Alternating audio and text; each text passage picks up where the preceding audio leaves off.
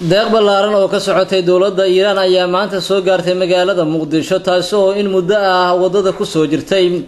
deeqdani ayaa waxaa siday markab weyn oo ay soo dirtay dowladda Iiraan ku dhawaad 3 bilood ka hor xilligaas oo dowladda Iiraan ay sheegtay inay ugu deeqayso markabkii ugu weynaa dadka dhibaataysan ee abaaruhu ay ku dhufteen ee ku dhaqan dalka Soomaaliya. markabkaasi ayaa markii uu soo gaaray dekada weyn ee magaalada Muqdisho waxaa halkaas lagu qabtay munaasabad ballaaran oo ay ka qayb galeen madaxda dowladda ku meel gaarka ee Soomaaliya gaar ahaan xubnaha golaha wasiirada kuwa oo horkacay wasiirka arrimaha dibadda ee dowladda Soomaaliya. markii ay soo gaareen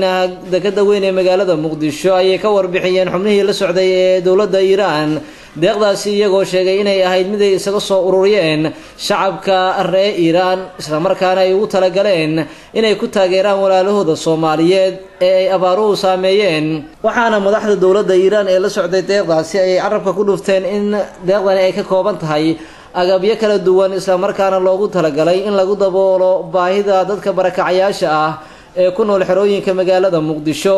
deeqdaasi ayay gudoontay dowladda ku meel gaarka ee Soomaaliya iyadoona munaasabadaasi uu ka hadlay wasiirka arrimaha dibadda dowladda ku meel gaarka Maxamed Maxamuud Xaaji Ibraahin kaas oo sheegay inuu uga mahadcelinayo dowladda Iiraan tallaabada wanaagsan ee ay ku gargaartay shacabka Soomaaliyeed waxa uuna carabka ku dhuftay in deeqdaasi dowladda Soomaaliya ay gudoontay.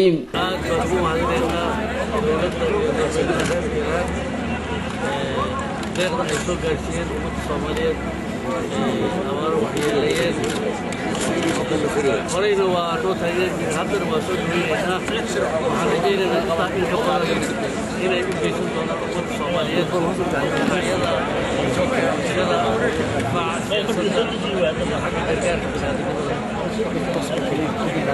and we thank the government of Iran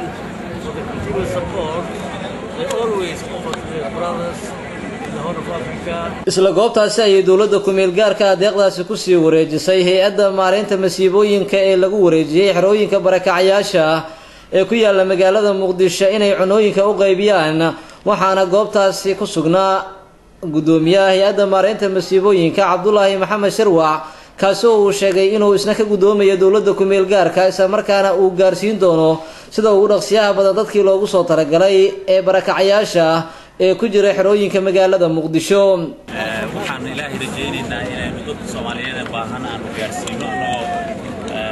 la tashanayno golaha wasiirada iyo bisha cas iyo dadka oo dhan waana gudoomo. tan iyo bartamihii sanadkan markii ay ku dhufteen abaaraha xoogganaa gobolada dalka Soomaaliya ayaa waxaa jiray kurmad ballaaran oo ka imaanaya beesha caalamka kuwaas oo lagu gargaarayay dadka ka soo cararay gobolada koonfureed ee Soomaaliya kuna sugan xerooyinka magaalada Muqdisho ee ay abaaruhu ku dhufteen. Cabduqaadir Cumar Cabdulle, Universal TV, Muqdisho.